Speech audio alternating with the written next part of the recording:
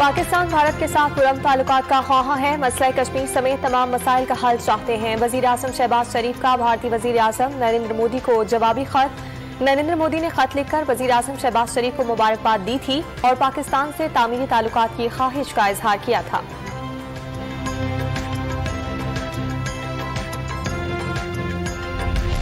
वजीर आला पंजाब के इंतखाब के बाद नया तनाज़ा खड़ा हो गया। वफाकी हुकूमत ने गवर्नर पंजाब को ओहदे से हटाने की समरी सदर को भिजवा दी।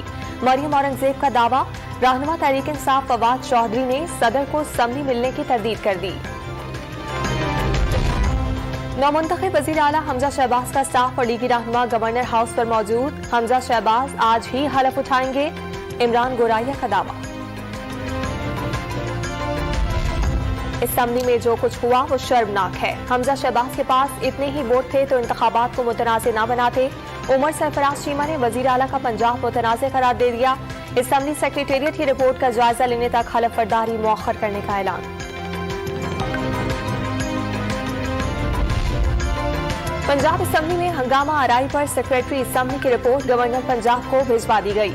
रिपोर्ट के मुताबिक डिप्टी स्पीकर के खिलाफ खिलाफ कानून गार्ड्स और पुलिस एहलकारों के साथ ऐवान में दाखिल हुए। खवातीन अराकीन ने रोस्टरूम पर जाकर एहतजाज किया तो एहलकारों ने खवातीन अराकीन को थप्पड़ मारे।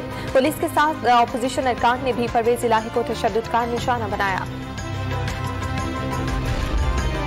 पंजाब असम्बली में हंगामा राय पर डिप्टी स्पीकर दोस्त जगारी का action. Secretary assembly Mohammad Khan Bhatti समेत दीगर 4 अफसरान मुअत्तल। तमाम अफसरान को शो कॉज नोटिस जारी।